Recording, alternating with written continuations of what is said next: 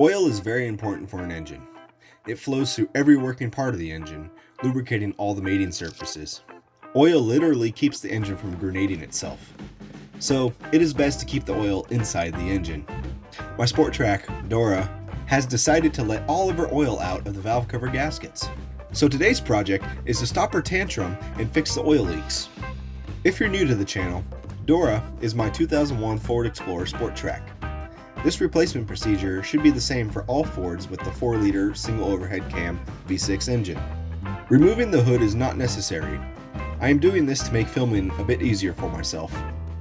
There are a few tools you will need: a 1/4-inch ratchet, a torque wrench, a 7mm, 8mm, and 10mm sockets, some extensions, a 90-degree pick, a trim removal tool, a gasket scraper tool, hose pliers, and hose clamp pliers. Optional is the bit driver to reduce the manual effort. Start with removing the air intake assembly. This is also not required, but does give a bit more room to work. A factory Sport Trac intake faces the passenger side of the engine bay. Mine is different because of another project I am currently working on. We will now focus mostly on the driver valve cover, since this side has the most stuff to remove. Take a picture of all the routing of the wires and the hoses before removing. Systematically work your way through removing all of the electrical connectors, vacuum hose connections, and spark plug wires.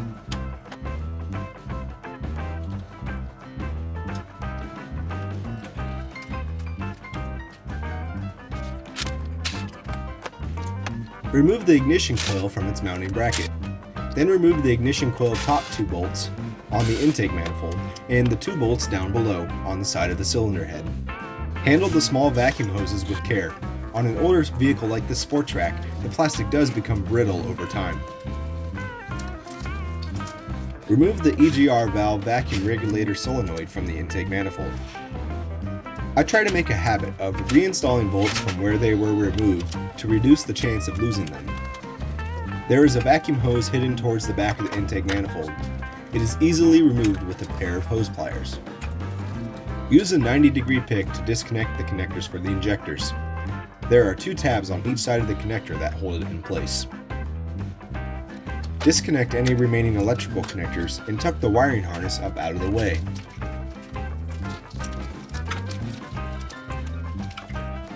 Pop out the PCV hose from the back of the valve cover.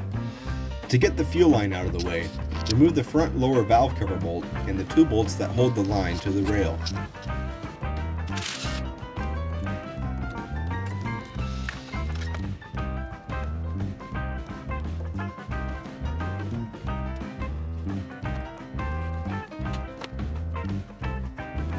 Remove the rest of the bolts for the valve covers.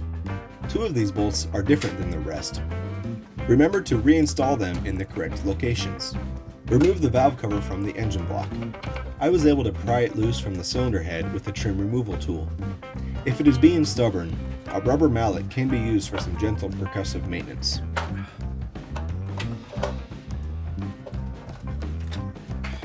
With the valve covers off, do a quick inspection of the internals.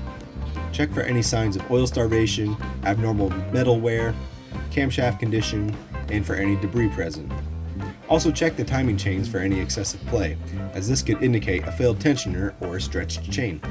Clean off the mounting surfaces and try to remove any sludge buildup inside of the cylinder head. Remove the old gasket material from the valve cover. As you can see, the old gasket has become hard and brittle. In this shot, the upper right corner of the valve cover is where the leak was coming from. The old gasket has nearly become flat, allowing oil to pass by with ease. Clean off any oil buildup and residue that you can. If only I had a parts washer to throw things in. Perhaps one day. Install the new valve cover gaskets to the valve cover.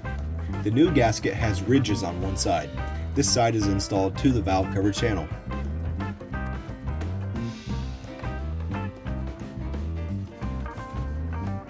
Put a thin layer of oil onto the gasket to provide a better seal.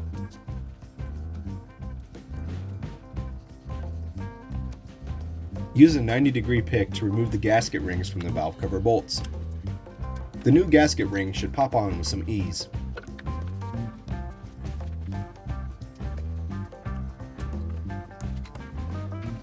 Align the valve cover to the engine block and install 2 bolts by hand to keep it in place.